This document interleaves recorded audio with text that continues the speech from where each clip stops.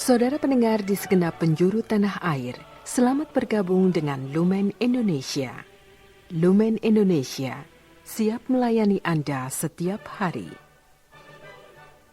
Saudara terkasih, marilah kita bersatu dalam Tuhan kita Yesus Kristus yang tidak berubah dahulu, sekarang, dan selama-lamanya. Allah Sang Maha Rahim mengasihi dan menerima sebagaimana adanya kita. Allah Bapa kita di surga senantiasa bersedia menolong, menghibur, dan meneguhkan kita dalam menghadapi segala permasalahan hidup sehari-hari. Saudara-saudari, marilah kita mendengarkan renungan dengan judul Tampil Beda Seperti Yesus.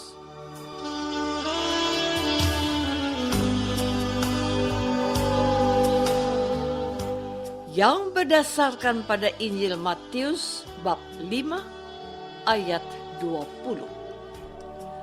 Maka aku berkata kepadamu, jika hidup keagamaanmu tidak lebih besar daripada hidup keagamaan ahli-ahli Taurat dan orang-orang Farisi, sesungguhnya kamu tidak akan masuk ke dalam kerajaan surga.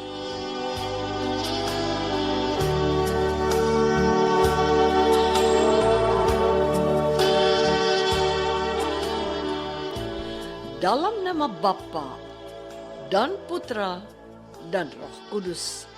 Amin. Saudara-saudari terkasih dalam nama Tuhan Yesus Kristus.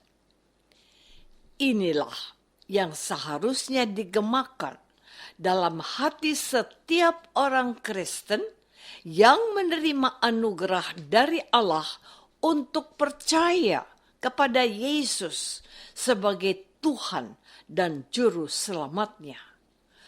Tuhan menggemakan tuntutannya kepada para murid mula-mula, yang notabene mereka itu adalah ex-pemeluk agama Yahudi, bahwa mereka tidak cukup menjadi seorang pemeluk Yahudi yang baik dan taat seperti yang biasa mereka lihat pada ahli-ahli Taurat dan orang-orang Farisi. Mereka harus lebih benar hidupnya dari mereka. Yesus tidak mengatakan lebih baik, tapi lebih benar. Mereka itu adalah orang-orang yang dianggap baik beragama karena menaati perintah-perintah Yahweh. Meskipun cara beragama mereka penuh kemunafikan. Mereka hanya mencari pujian orang banyak karena mempertontonkan kesalehan mereka di hadapan umum. Para murid Yesus yang dahulunya sudah merasa nyaman memeluk agama Yahudi, mereka harus naik kelas untuk memahami kehendak Allah untuk mereka di dalam nama Yesus yang telah wafat dan bangkit untuk mereka. Saudara-saudari terkasih, apa yang dikatakan oleh Tuhan Yesus kepada para muridnya yang mantan pemeluk agama Yahudi, itu juga yang ditentukannya kepada semua orang yang percaya dan menerima Dia sebagai juru selamatnya. Siapa mereka? Kita. Kitalah yang diminta oleh Tuhan Yesus untuk menjadi orang benar, bukan sekedar menjadi orang baik. Kita bisa menemukan orang baik dimanapun kita berada dan kemanapun kita pergi. Orang itu kita sebut baik karena orang itu memberikan kebahagiaan dan kebaikan untuk kita. Baik untuk seseorang ternyata belum tentu baik untuk orang lain. Namun, Siapakah yang merasa dirinya benar, sehingga orang datang kepadanya untuk menerima dari dia kata-kata bijak dan tuntunan hidup? Tuhan Yesus berkata, "Jika hidup keagamaanmu tidak lebih benar daripada hidup keagamaan ahli-ahli Taurat dan orang-orang Farisi, sesungguhnya kamu tidak akan masuk ke dalam kerajaan surga." Maka kita diminta untuk pribadi yang berbeda dari orang Farisi dan ahli Taurat, jadi orang benar. Saudara-saudari terkasih, mungkin ada baiknya kalau saya mengingatkan kita akan firman Tuhan Yesus yang berkata, "Aku adalah jalan dan kebenaran dan hidup." Perhatikan kata kebenaran.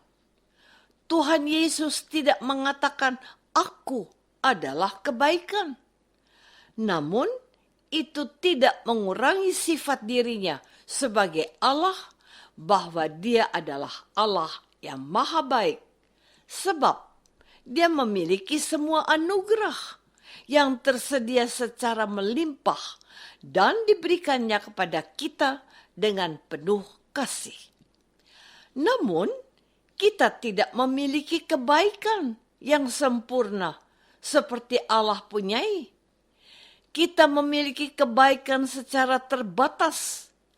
Maka Tuhan Yesus meminta agar kita menjadi orang yang lebih benar hidupnya, melebihi orang-orang Farisi dan ahli-ahli Taurat.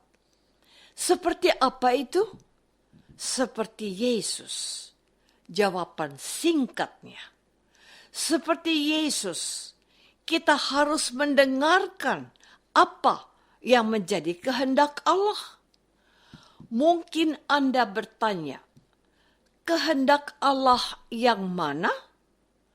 Kehendak Allah itu berada tepat pada mulut Yesus yang mendidik kita untuk menjadi orang yang benar dan menjadi sempurna seperti Bapanya yang ada di surga. Bapa yang mengasihi semua orang tanpa membeda-bedakan, mengasihi siapapun, sebab setiap orang adalah gambaran Allah sendiri. Bapa yang mengampuni menjadi inspirasi untuk kita juga bisa mengampuni. Itulah juga yang dikatakan oleh Tuhan Yesus kepada Petrus, bahwa kalau ia mengampuni bukan hanya 7 kali, melainkan 70 kali 7 kali. Bukan itu saja, melainkan Tuhan Yesus meminta pengikutnya bukan saja mengasihi orang yang mengasihi dia, melainkan juga mengasihi orang yang memusuhinya dan berdoa untuk mereka agar mereka bertobat dan diselamatkan. Saudara-saudari terkasih, sekarang menjadi jelas mengapa Tuhan Yesus menuntut dan menegaskan bahwa jika hidup keagamanmu tidak lebih benar daripada hidup keagamaan ahli-ahli Taurat dan orang-orang Farisi, sesungguhnya kamu tidak akan masuk ke dalam kerajaan surga. Saya mengenali dan menyebut hal ini sebagai identitas kita sebagai orang Kristen yang percaya kepada Yesus. Identitas orang Kristen adalah perjuangan untuk menjadi orang benar, orang yang mengasihi semua orang tanpa membeda-bedakannya, mengampuni siapapun untuk bertobat dan diselamatkan, mendoakan orang yang membenci kita agar mereka dikasihi Allah, rela berkorban agar orang lain mendapatkan kebahagiaan.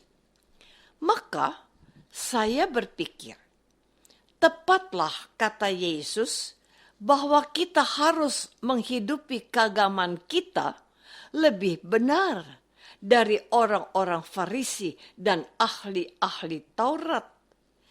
Maka seorang Kristen yang benar hidupnya akan menarik banyak orang untuk berjumpa dengan Yesus karena teladan hidupnya, karena ia sudah menghayati hidup Kristus sendiri.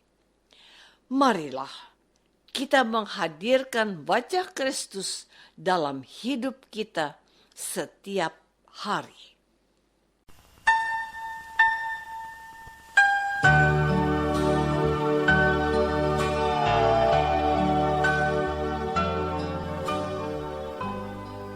Saudara terkasih, marilah kita masuk dalam saat hening sejenak untuk meresapkan renungan yang baru saja kita dengar bersama dalam kehidupan iman kita masing-masing.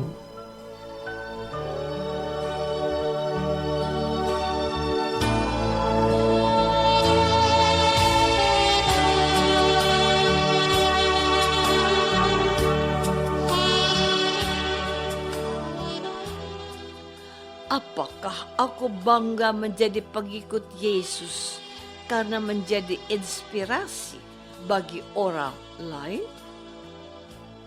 Marilah kita berdoa. Bapa yang Maha Baik, bantulah kami untuk menjadi pribadi yang rendah hati dan selalu berusaha meneladani hidup Kristus Putramu. Semoga kami Kau mampukan oleh anugerah-Mu untuk hidup seperti Kristus, Tuhan dan pengantara kami. Amin. Semoga kita semua selalu dinaungi dan dibimbing oleh berkat Allah yang Maha Kuasa. Dalam nama Bapa dan Putra dan Roh Kudus. Amin.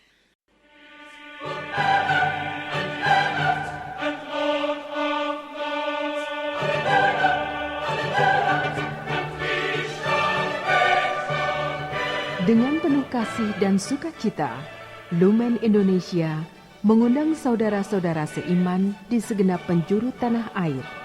Sekiranya ada tanggapan ataupun saran, kirimkan surat Anda ke Lumen Indonesia. Terima kasih atas perhatian Anda. Sampai berjumpa lagi dengan Lumen Indonesia pada waktu dan gelombang yang sama esok hari.